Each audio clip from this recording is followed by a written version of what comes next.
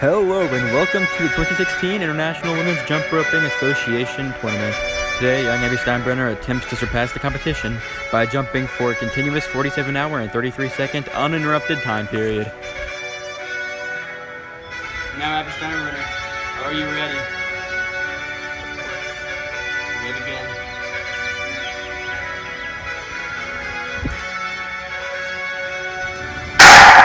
What was that noise? Should I really keep doing this? Yeah, come on, man, it's fine. Go for the world record. Okay.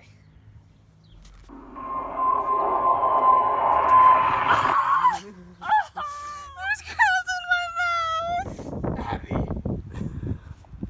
what could have done this? Ow! We need help. Somebody help.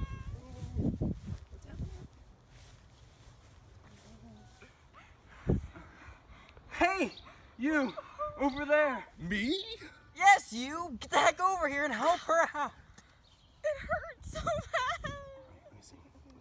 Oh my gosh, it's horrible. Need something to fill her wound.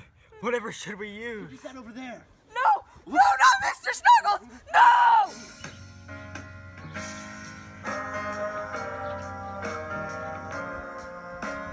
We're gonna have to do. Wait, how much do we need to fill the gunshot wound? I don't know.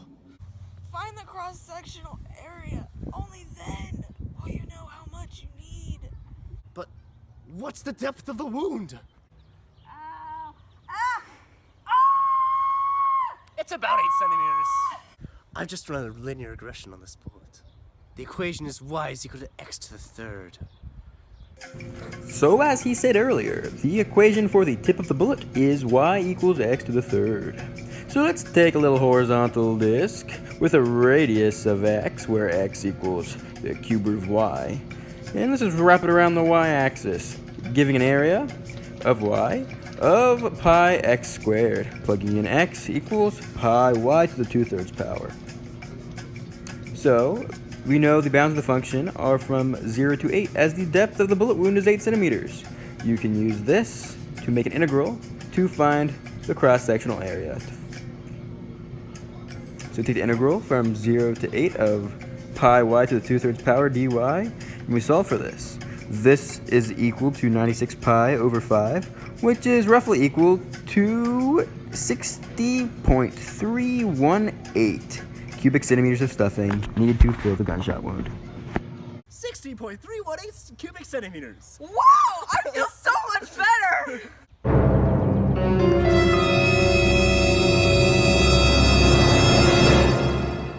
Wait, what were you doing with this? Perfectly. I was just target practicing, and it was perfectly horizontal. Just zero radius, everything was fine, normal. You don't. You were negligent. You shot me. You need to be punished. No. I was perfectly responsible with my thing. We can find this out for ourselves. I recorded the entire thing. I have the time between the gunshot and the impact. From this information, we can determine at which angle the bullet was fired and see whether you were negligent or not. How many seconds between the gunshot and the impact? 20? 20 seconds? Okay. We can solve for the angle at which the object was fired by using the equation x equals x initial plus v initial times time plus half the quantity of acceleration times time squared. But wait, there's one problem. It's a quadratic. They're insolvable. I don't know how to solve quadratics. Toshlog's Algebra 1 class must be rubbing off on us. What are we supposed to do? Wait, think back to calculus. Take the derivative. That's such a fantastic idea. Let's find the derivative. The rate of change. But we still need to determine the speed of the bullet. Okay. Get on the ground. Get on the ground. No. Pick up the gun. Lay on your back. Lay on your back. Now, pick up the gun. Point it directly in the air. Pull the trigger.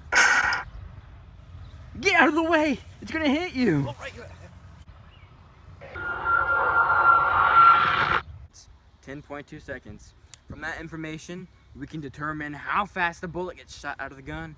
So the bullet was shot straight in the air and came straight back down in 20.4 seconds. Half this time is 10.2 seconds, which is the time it took to reach the max height at its peak trajectory. So we take the derivative of a position equation to give an equation for velocity. By plugging in t into this new velocity equation, we can solve for the speed at which the bullet was fired, 100 meters per second. So after firing the bullet in the air, Horizontally. it went in the air for 20 seconds. That means at 10 seconds, half of t, it was at the peak of its trajectory with a derivative of 0. The rate of change of the function, v, was 0. So the graph of the bullet's trajectory is given by this equation. Taking the derivative of a position equation gives a velocity equation. V equals v initial plus acceleration times time. The bullet is fired at an angle theta at some unknown vertical velocity. At the peak of its trajectory, after 10 seconds, it has a velocity of 0. So we plug 0 into the final velocity in the equation.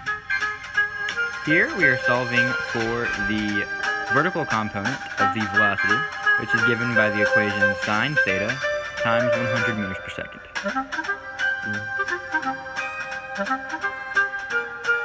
We subtract the gravitational acceleration multiplied by the amount of seconds it's in the air at halfway through the trajectory.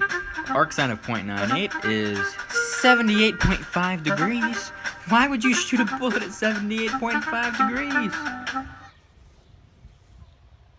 78.521 degrees in the air. You shot a gun 78 degrees in the air.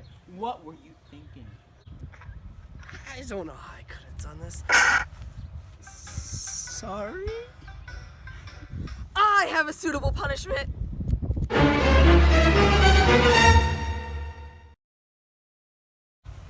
Prove to me that the factorial of 0 is 1. Anything but that. No! Why can't we just forget about all this and do some calculus? Together. Calculus, you saved my life. No. That's a punishment for us. There's not going to be any more calculus from here on out. You're free to go.